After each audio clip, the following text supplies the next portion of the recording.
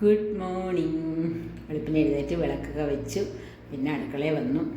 ചോറും കറിയൊക്കെ ഇരിപ്പുണ്ട്.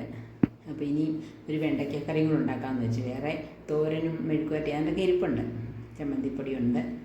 അപ്പോൾ രാവിലെ അതിനുള്ള പരിപാടിയാണ്. കുറച്ച് വെണ്ടയ്ക്ക നുറുക്കി വെച്ചു. പിന്നെ സവാളയും പച്ചമുളകും ഇഞ്ചിയും വെളുത്തുള്ളിയും കൂടെ പൊടിയായിട്ട് അരിഞ്ഞു വെച്ചു.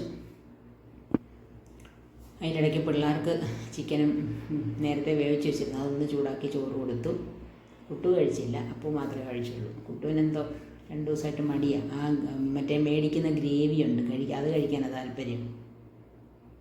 അപ്പോൾ അതിനിടയ്ക്ക് ഒരു ജ്യൂസ് അടിക്കാൻ വേണ്ടി കുക്കുംബറും നെല്ലിക്കയും പുതിനയും എല്ലാം കൂടെ അരിഞ്ഞു വെച്ചു.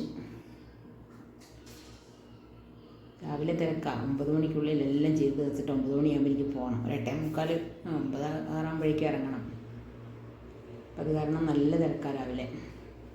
അതിനിടയ്ക്ക് ഇവിടെ മഴയത്ത് പിള്ളേർ മുറ്റത്തൊക്കെ ഇറങ്ങിയിട്ട് ചവിട്ടി കയറ്റി അകത്തെല്ലാം വൃത്തികേട്. അത് തുടയ്ക്കലും തൂക്കലും തന്നെ ഒരു ജോലിയാണ്, നല്ല ഒരാളുടെ പണിയാണ്.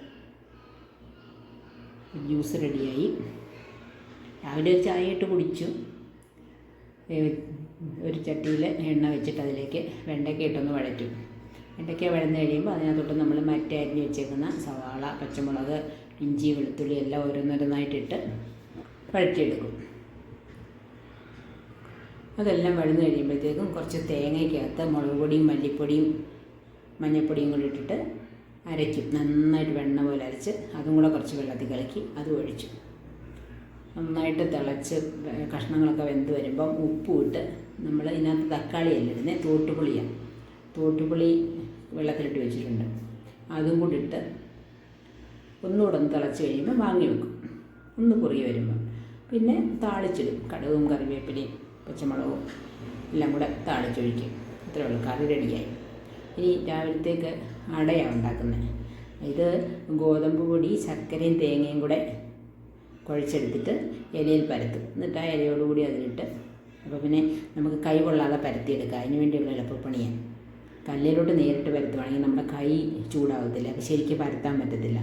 അപ്പോൾ ഇങ്ങനെ ചെയ്യും. ഇതിനകത്ത് വേണേൽ നേന്ത്രപ്പഴമോ അല്ലെങ്കിൽ ചക്കയൊക്കെ ആണെങ്കിൽ പൊടിയായിട്ട് അരിഞ്ഞിടാം, നല്ല ടേസ്റ്റാണ്. ഇതേ കുട്ടുവിന് രണ്ടാമത് വേറെ ഫുഡ് പിന്നെയും കൊടുത്തു. പെട്ടെന്നോട്ട് കൊടുത്ത് കഴിക്കുന്നുണ്ട്. അതിൽ പൂച്ചയുടെ പിറകെ പറമ്പിൽ ഓടി നടക്കുമായിരുന്നു. ആ പൂച്ചയപ്പറമ്പ് മുഴുവൻ ഇട്ട് ഓടിച്ച് കാലും കയ്യൊക്കെ അഴുക്കായി. പിന്നെ ഞാൻ എല്ലാം തേച്ച് കഴുകി വൃത്തിയാക്കി കൊണ്ടുവന്ന് കയറ്റിയതാണ്. അപ്പോഴത്തേക്കും പുള്ളിക്ക് വിശന്നു.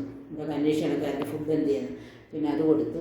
അതെല്ലാം കഴിച്ച് കഴിഞ്ഞ് 2 പേരെയും കൊണ്ടുവന്ന് കൂട്ടിലാക്കണം ഇനി.